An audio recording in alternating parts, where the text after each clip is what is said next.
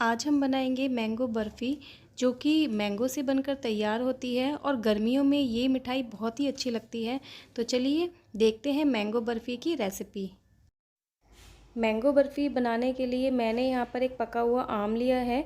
आप कोशिश कीजिए कि आम जो है वो मीठा होना चाहिए। तो अब सबसे पहले इस आम को हम एक जार में डालकर अच्छे से पीस लेंगे। आम को हमें अच्छे से पीसना है ताकि इसका एक अच्छा सा फाइन पेस्ट तैयार हो जाए। नहीं तो जब हम इसकी बर्फ़ियाँ बनाएंगे तो इसे बनाने में हमें थोड़ी दिक्कत आ सकती है, तो इसीलिए इसका एक अच्छा सा फाइन पेस्ट पीस लें।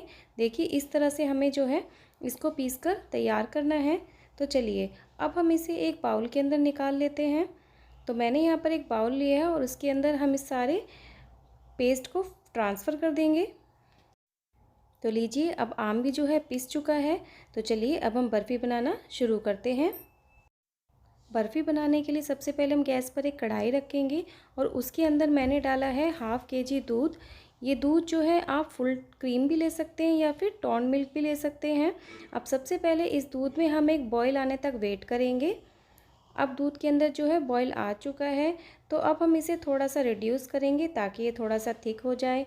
इसके साइडों में जो मलाई आ जाएगी वो भी हम इसके अंदर ऐड करते जाएंगे। फ्लेम को हमें हाई से मीडियम के बीच ही रखना है।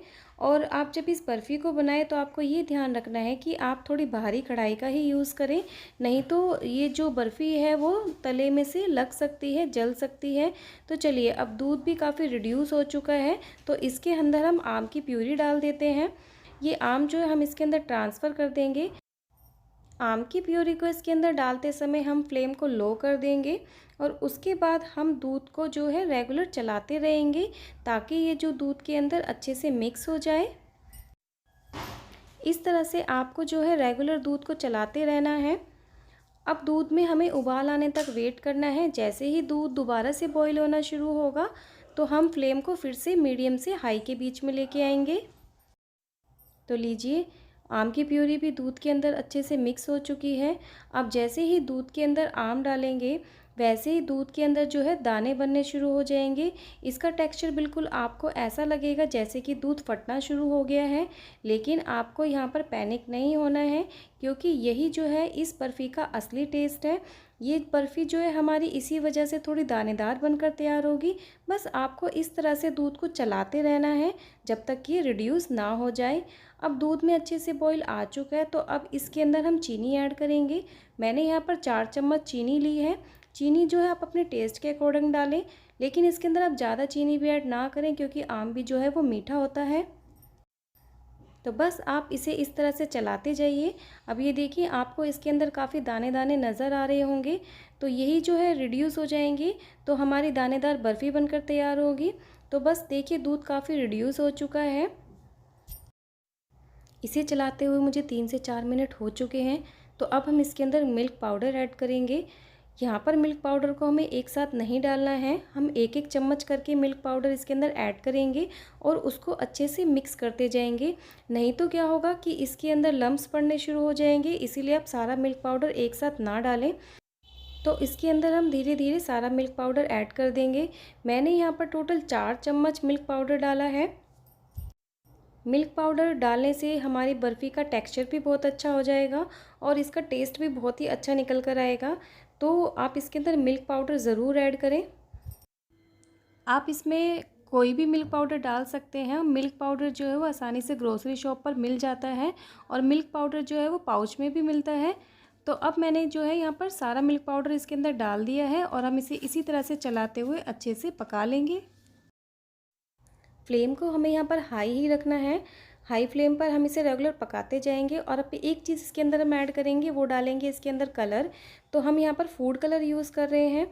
मैंने यहाँ पर इसके अंदर 2 पिंच ऑरेंज कलर डाला है, जिससे कि इस बर्फ़ी का कलर ऑरेंज हो जाएगा और ये देखने में और भी टेस्टी लगेगी। आप चाहे तो इसके अंदर कोई भी कलर को ऐड कर सकते हैं, आप चाहे तो पिंक कलर ऐड कर लें।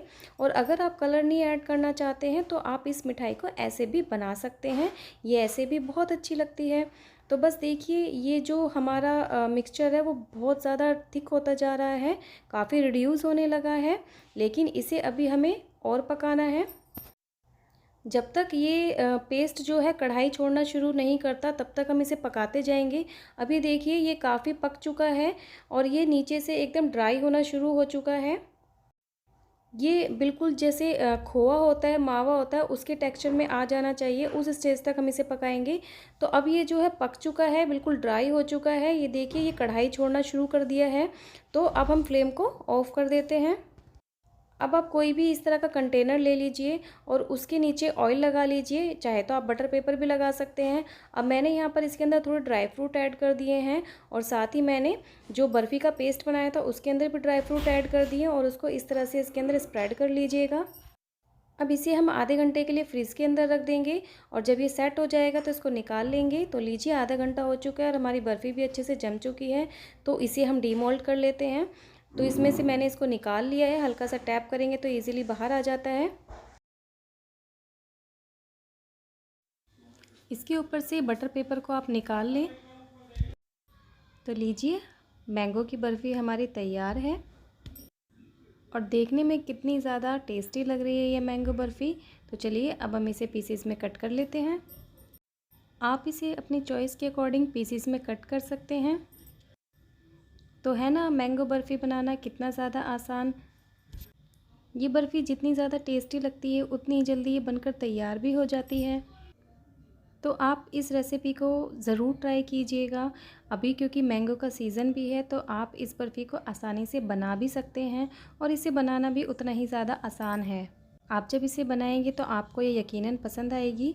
और अगर आपको मेरा ये वीडियो पसंद आए तो इसे लाइक ज़रूर कीजिएगा और साथ ही कमेंट ज़रूर कीजिएगा। साथ ही मेरे चैनल को सब्सक्राइब कर लीजिएगा और बेल आइकन को प्रेस कर दीजिएगा ताकि आपको मेरे हर वीडियो की नोटिफिकेशन टाइम से मिलती रहे। मिलते हैं अपने नेक्स्ट वीडियो में इसी तरह की एक टेस्टी और एक हेल्दी रेसिपी के साथ।